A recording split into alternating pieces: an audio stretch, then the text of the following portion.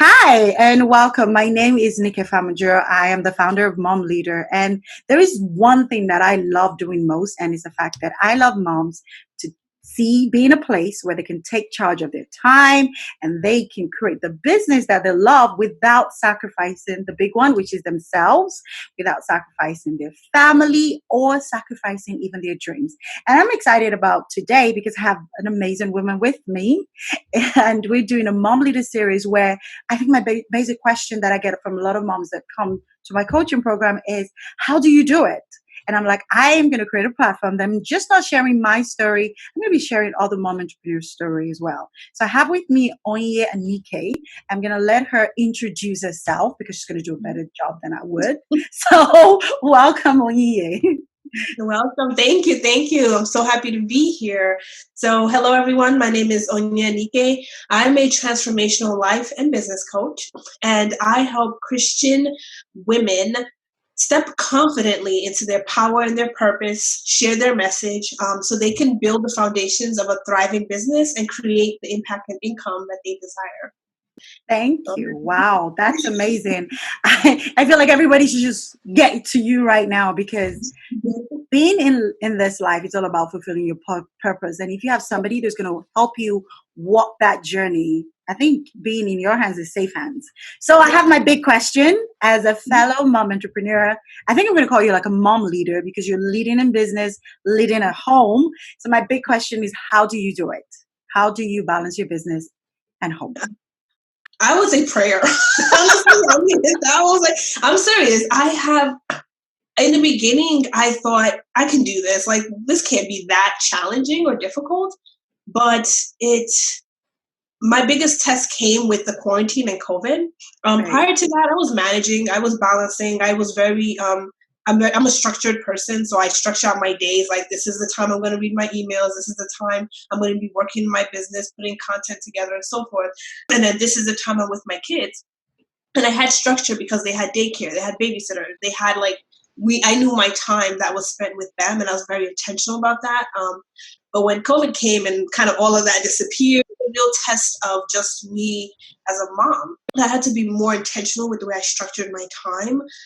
Because I'm with them in the daytime a lot, I put in place activities to keep them, focused, but to also get them that energy out. But to do my business without being in my business all the time anymore, I had to pull back a little bit, learn to delegate a little bit more certain things, just because I just couldn't. So I have a VA that does certain things just because I just cannot do it. Mm-hmm. And decide that right now it's time for me to be with my kids, which is a big part of it. Scheduling is really big for me. Scheduling, but being flexible, knowing that my kids, things come up for them, and being okay saying that I'm not going to move as fast as I had wanted to and had planned for the couple months, but being okay with that. I had to, like I said, I had to really pray. I had to really say, what are my priorities? And my kids are my priority. I love my business. We all want to be successful in growing our business, but my business will be there. I didn't burn it down and let it go. I just took it back and re-evaluated and reassessed the way I want to show up in it so that I could have time to be present with my kids, because they're only going to be this small for so long and be with me for so long, right? And then they're going to go off, and then I can really be in my business, once they've all left the home. Had to prioritize how I wanted to go about that and just take those steps on a daily basis. But I'll put things in motion, but be okay recognizing that I can be flexible, I can adjust, and that there are days that maybe my kids are going to take, center stage, and I've got to be okay with that. Wow. Okay. I thought I'm taking notes, and then I'm like, okay, you've given us so much gold. I feel like the few ones that really popped out of to me because you said so much, and I think you're an amazing mom with everything you said. But I feel that the major one you pointed out is delegating. You need to learn to know, look, I can do this much, and this is a time to bring someone in. I know that some people have had really bad experiences trying to get help, but you cannot stop. You just need to continue trying to get help. And there's something I usually talk about, which is DSO, which is delegate, share responsibility. If you have people around you can share with, or outsource. You don't have to do everything. My mantra is, not everything has to be done. Not everything has to be done by you. You don't have to do everything. So that is really cool. And I love the fact that you mentioned about being flexible as well. That's so important as a mom. You got to be flexible and knowing your priorities. Like my next question, actually, with everything you said, is I heard it and I thought, okay, let's dwell on this one. And that's the mom guilt. Like, how do you handle mom guilt? You're with me right now. Oh, by the way, she has 2 kids. She has a 4-year-old and a 1-year-old. So you're with me right now. How are you handling the whole mom guilt? I should be with my kids rolling on the floor and doing all that stuff. Yeah.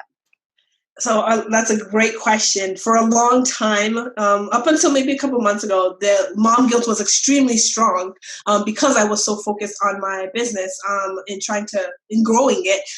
And my husband and I had a interesting conversation, and he was like, "I've noticed like you're not as present," and Wow. that hit me. That hit me hard.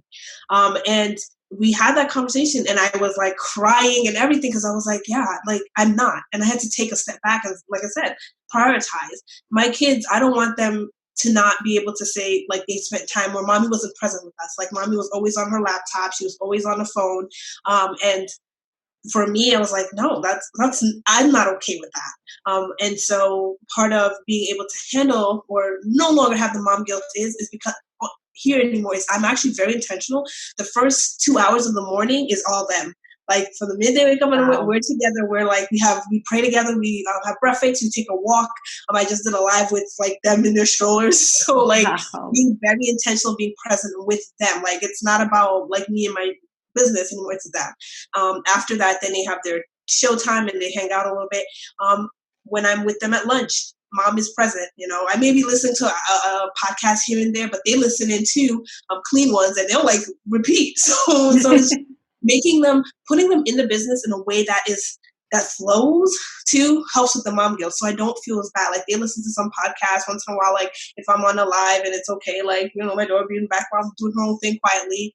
And just making them a part of the business in a way that's so natural that it's not like the worst thing ever. And in the evenings, I plan out time that's me and them again too, like for bath time, dinner, at bedtime. I block out, like I'm not looking at my phone, I'm not on my computer, I'm just present with them because I want them to know mommy is here for you. There's time when mommy's in a business and there's time when mommy is fully with you. Watching you grow and learning and playing and being present for you until they go to sleep. And then the rest of the evening and the night is for me and my business. Wow, I love that. I love the fact that you put your time in blocks, and which is what I teach moms, flexible time blocking. You got to put in blocks, but you got to be flexible as well. I love the major, tip that you shared, which I believe is mindfulness. Like when you're a mom, be a full mom. And when you're an entrepreneur, yeah, you be an entrepreneur and then you can be mom in between. But when you're a mom, it's really key. And why I love what you're talking about is, I believe that for most of us that ended up being mom entrepreneurs and working from home, the whole point is to be with the kids. That's Yes. what we told ourselves.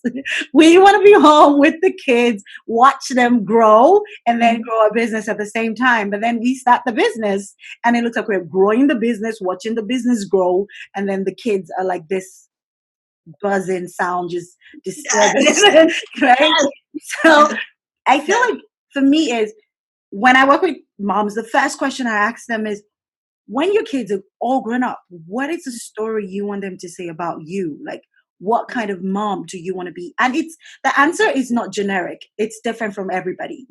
What kind of mom do you want them to be? And I think you answered that question, when your husband had that discussion with you, like, what kind of mom do you want to be? Do you want to be that mom that was there but not there? You might as well go get a job. Let's mommy, it's not a home. And everybody's happy, right? So thank you so much for sharing that.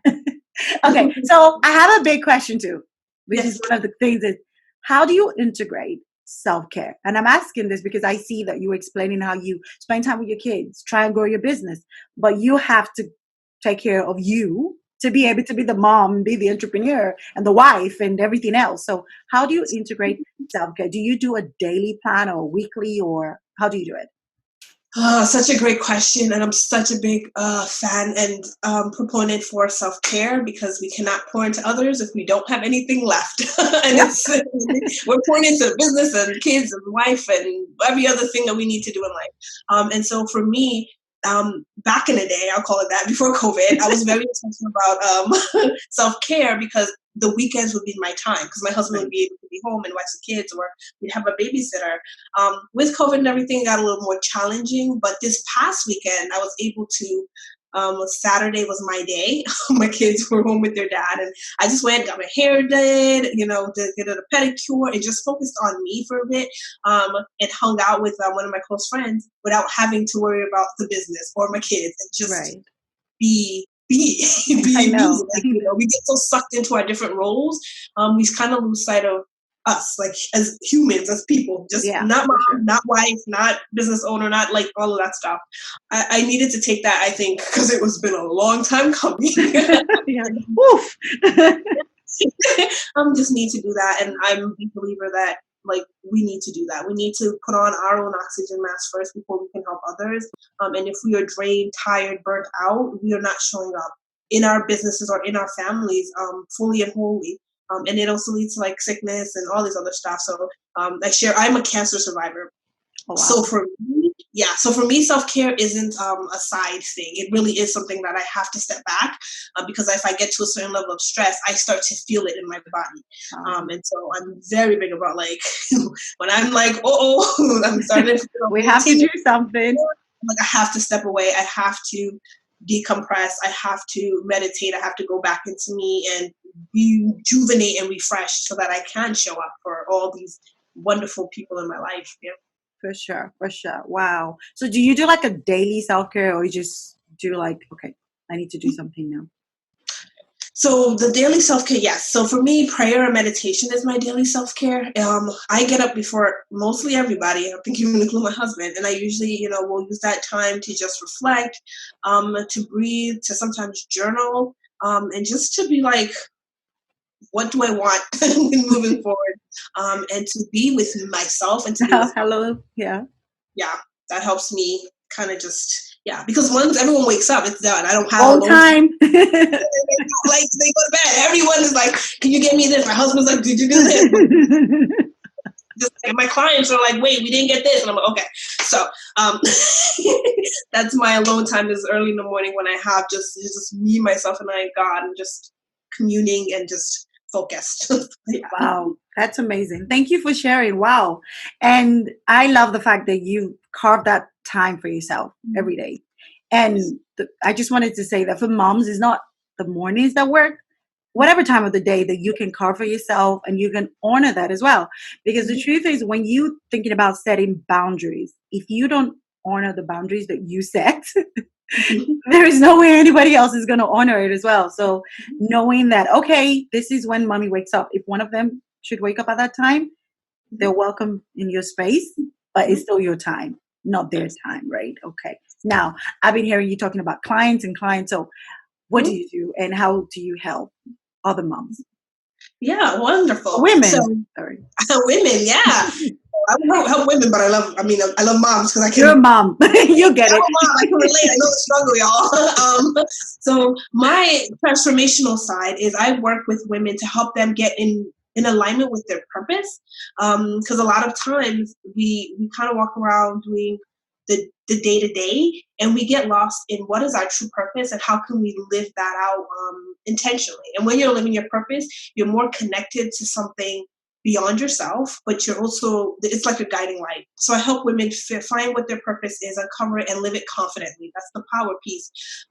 Especially because I work with Christian women, it's very hard to get lost in the noise of the world, and I help them stay grounded in who they are, so that they're showing up authentically without the fear of ridicule or rejection or judgment or any of these things that people is kind of hiding and playing small and not really showing up authentically in our lives, right. Or in business or whatever relationships. And then I work with women who have decided like entrepreneurship is the route that they want to take. I help them build the foundations of that business, because I know from my own experience, I didn't have that guide, and I was like in this place of overwhelm and stuck. And you guys heard the like throwing spaghetti at the wall and hamster wheel going back and forth. So helping them get the foundation so that they can have everything they need to have a thriving business. And then as they grow and want to scale, move, knowing that like their business is built on a solid foundation and not a shaky one that if something comes their way, they're like, whoa, what happened? We don't know anymore what's going on. What are you going to do? Help. I feel like yes, that's amazing. So basically what you do is you help them to save time on trying to figure this out. Yes. You have a system that works, and why not just save time and the headache and the overwhelm and just go through the system by working with you, whether one-on-one. I think you have a group program as well, right? Yes, and I have a group program that's coming out. We're called the Purpose Biz Accelerator, and it literally is that. It's going to help you build out literally your business. I use the 7 pillars: figure out your purpose, figuring out your person, your niche, your avatar, figuring out your positioning. How do you want to show up in the marketplace? Your packaging, which is your offering, your pricing process, like what's the process you want, and the systems you want to put in place that can make your life a lot easier, and then your mindset. Wow. And that's a beautiful thing, because I feel like all the things you talked about is stuff that you need to have, whether you're just starting out a business or you want to scale up your business, because it's still all going to come up again.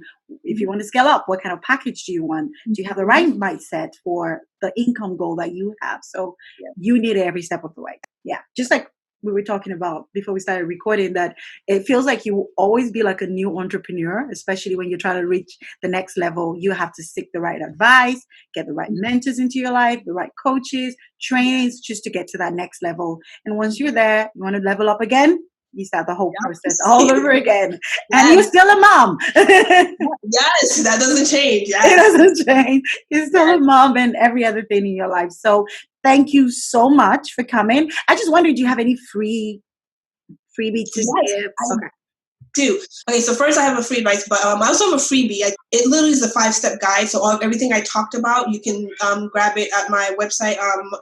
I'll put the link in the description. Yeah. You can grab it. Yeah, it's free. It literally goes through everything. It's tangible steps that you can actually take. So thank you so much for coming on today. I'm really excited. Like, I'm so happy with what you shared and your journey. I would love to have you again, but thank you for coming. Thank you so much.